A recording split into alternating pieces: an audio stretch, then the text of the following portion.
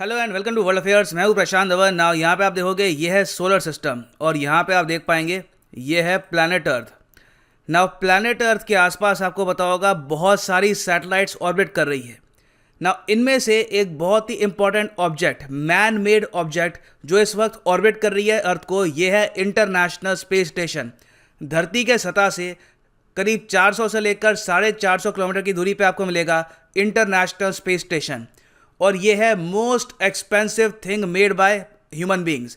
Human beings ने धरती पर इवन स्पेस में बहुत कुछ बनाया है। धरती पे आप अगर देखो तो कई बड़े स्टेडियम्स हैं, कई बिल्डिंग्स हैं, कई एयरक्राफ्ट कैरियर्स हैं, मिलिट्री इक्विपमेंट है, मगर ओवरऑल कॉस्ट के हिसाब से आप अगर देखो तो इंटरनेशनल स्पेस स्टेशन से ज़्यादा एक्सपेंसिव चीज़ ह्यूमन बींग्स ने कभी भी नहीं बनाई।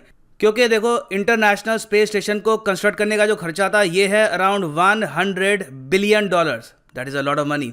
उस सब के अलावा आप अगर सोच कर देखें तो इसको जो ऑपरेट करने की कॉस्ट है, ऑपरेशनल कॉस्ट, यहाँ पे एस्ट्रोनॉट्स भेजे, बहुत यहाँ पे एडिशन करी, उस सब की कॉस्ट मानी जाती है 50 टू अराउंड $70 बिलियन। तो टोटल खर्चा सिर्फ एक सिंगल आइटम में, इतना खर्चा अगेन ह्यूमन बींग्स ने हिस्ट्री में कहीं नहीं किया, सिर्फ इसी आइटम पे हुआ है अराउंड $170 बिलियन का। और ऑब्वियस सी बात है जब इतना सारा पैसा यहाँ पे लगाया जाएगा तो एक देश यहाँ पे इन्वॉल्व होगा नहीं। करीब 15 कंट्रीज की पार्टिसिपेशन रही है in the international space station और 5 मेन स्पेस एजेंसीज ने यहाँ पर जो मॉड्यूल्स हैं ये भी क्रिएट किए हैं। इंडिया या फिर चाइना का यहाँ पर कोई भी रोल नहीं है। यहाँ पे आप देख पाओगे इन स्पेस एजेंसीज ने बिल्ड किया था इंटरनेशनल स्पेस स्टेशन।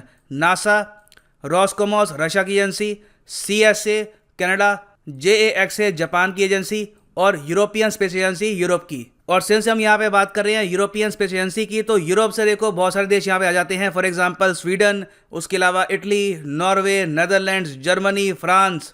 तो अपने आप पे आप अगर सोच कर देखें तो इंटरनेशनल स्पेस स्टेशन एक मैन मेड मार्वल है। मेरे हिसाब से तो इसको आराम से हमें कहना चाहिए the 8th wonder of the world. और ओवर द ईयर्स आप अगर देखो तो इंटरनेशनल स्पेस स्टेशन में बहुत सारे रिकॉर्ड्स भी बने हैं। For example most consecutive days in space, सबसे ज़्यादा दिन अंतरिक्ष में बताने का जो रिकॉर्ड है ये बना है through the international space station. क्योंकि ISS सिर्फ कोई सैटेलाइट नहीं है, यहाँ पर ह्यूमन बींग्स अंदर जाके रह भी सकते हैं। और आपको पता होगा स्कॉट कैली फ्रॉम अमेरिका, इनके पास रिकॉर्ड है for the most days spent in space. हालांकि जो इनका 1 ईयर का मिशन था, यहाँ पर एक रशियन कॉस्मोनॉट भी थे मिखाइल कोर्नियेंको के नाम से, मगर इनका नाम जरा आता नहीं है क्योंकि ओवरऑल स्कॉट कैली ने सबसे ज़्यादा दिन यहाँ पे बिताए थे।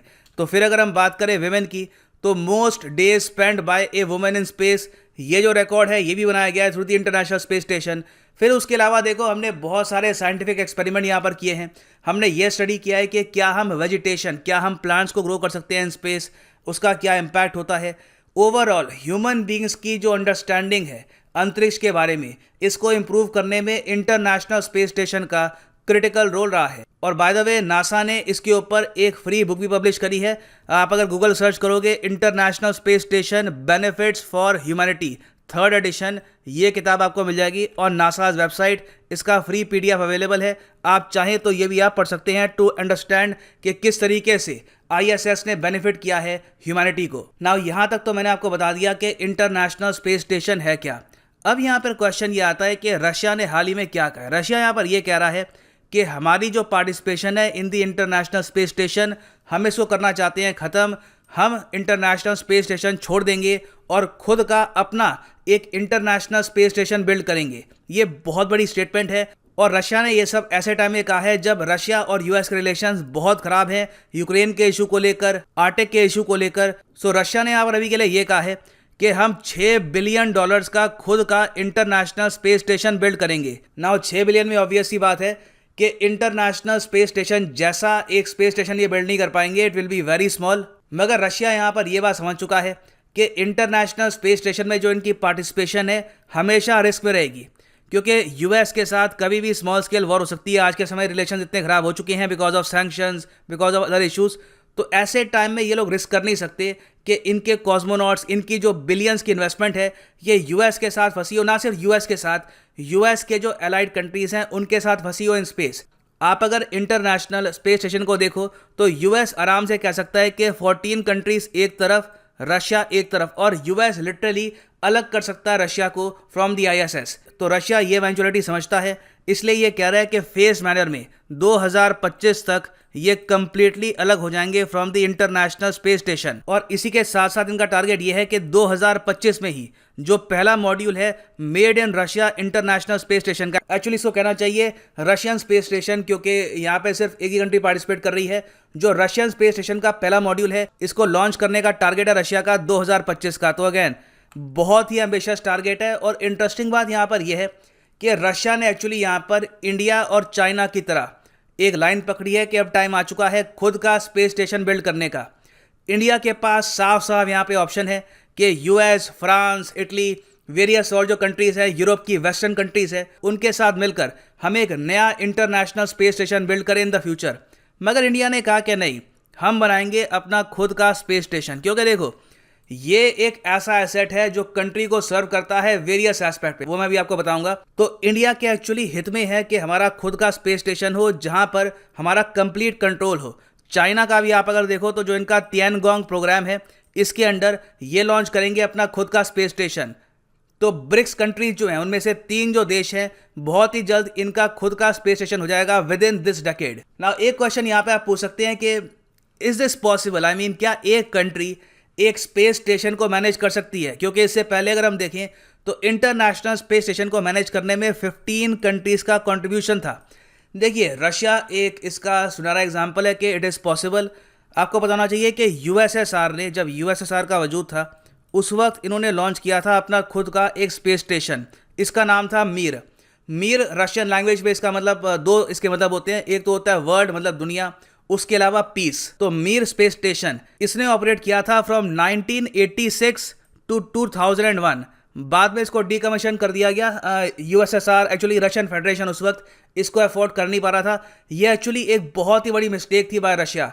कई साइंटिस्ट ये मानते हैं कि अगर ये मीर को ऑपरेशन लगते तो आज के समय रशिया के पास ज़रा ऑप्शन होती, मगर खैर वो टाइम बीत चुका है। और बाय द वे यहाँ पे आप देख पाओगे ये फोटो है रशिया के मीर स्पेस स्टेशन की। नाउ लार्जर क्वेश्चन यहाँ पर यह आता है कि रशिया क्यों लीव करना चाहता है इंटरनेशनल स्पेस स्टेशन।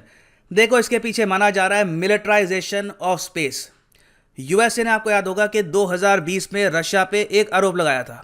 ये बहुत ही सीरियस था बाय द वे। यहाँ पे आप देखेंगे आरोप ना सिर्फ यूएसए ने, इवन यूके ने रशिया पे ये लगाया कि इन्होंने एक्चुअली एक एंटी सैटेलाइट वेपन फायर किया है। अब यहाँ पे आप कहेंगे वो तो हमने भी किया था कुछ टाइम पहले एंटी सैटेलाइट वेपन, मगर रशिया पे आरोप ये लगा है कि इन्होंने धरती से रॉकेट फायर करके अंतरिक्ष में सैटेलाइट डिस्ट्रॉय नहीं करी। जो इन्होंने रॉकेट फायर किया था, एक्चुअली जो प्रोजेक्टाइल फायर किया था, वो था फ्रॉम द रशियन सैटेलाइट। सोच कर देखिए, ये है वेपनाइजेशन ऑफ स्पेस। और ये काफ़ी चिंता की बात है कि रशिया ने एक ऐसी टेक्नोलॉजी डेवलप कर ली कि इनकी सैटेलाइट से ये वेपन लॉन्च कर सकते हैं टुवर्ड्स अदर सैटेलाइट्स। इस चीज़ को लेकर यूएस में काफ़ी पैनिक मचा कि कल को रशिया पिन पॉइंट एक्यूरेसी से जो इनकी सैटेलाइट्स है इनको अंतरिक्ष में ही कर सकता है डिस्ट्रॉय। इनको धरती से भी वेपन्स लॉन्च करने की आवश्यकता नहीं है। तो अभी के लिए माना यह जा रहा है कि रशिया जो खुद का स्पेस स्टेशन बनाएगा, इसमें होगी हैवी मिलिटराइजेशन। रशिया यहाँ पे अपने वेपन्स इंस्टॉल करेगा। रशिया के पास मजबूरी अभी के लिए ये है कि ये लोग इंटरनेशनल स्पेस स्टेशन में वेपन्स इंस्टॉल कर नहीं सकते, मगर रशिया के पास अगर एक खुद का स्पेस स्टेशन होता है तो प्रॉपरली इस पर ये इंस्टॉल कर पाएंगे एंटी सैटेलाइट वेपन्स। और इससे देखो रशिया को लिवरेज भी मिलती है। कल को ये यूएस को थ्रेटन भी कर सकते हैं इन स्पेस कि अगर आप यूक्रेन में या फिर और जगह हमारे खिलाफ अग्रेशन करते हैं तो अंतरिक्ष में बहुत ही जल्द हम आपका सैटेलाइट का जो नेटवर्क है इसको कर देंगे डिस्ट्रॉय। तो ये देखिए प्राइमरी रीज़न है कि रशिया क्यों छोड़ रहा है इंटरनेशनल स्पेस स्टेशन को। और फाइनली यहाँ पे मैं ऐड कर दूं कि आप किसी भी एग्जाम के लिए प्रिपेयर कर रहे हैं, चाहे UPSC, SSC, bank, any examination, आप परचेज कर सकते हैं अनअकैडमी के क्वालिटी कोर्सेज। सिंपली जाओ unacademy.com पे, क्लिक करो अपने एग्जाम पे, for example UPSC, get subscription, और यहाँ पे आप परचेज कर सकते हैं प्लस या फिर आइकॉनिक कोर्स। प्लस कोर्स जो है 12 महीने का, ये आपको कॉस्ट करेगा 4125 रुपीज़ का, मगर ये प्राइस ही पेमेंट कर देना। यूज़ करिए यहाँ पर कोड PD10 और पर मंथ आपको 4125 पे नहीं करने होंगे, सिंपली यहाँ पे आपको पे करने होंगे 3713 rupees. So use the code PD10 and save money. इसी नोट के साथ यह वीडियो का अंत। Thank you for listening and as always God bless you all.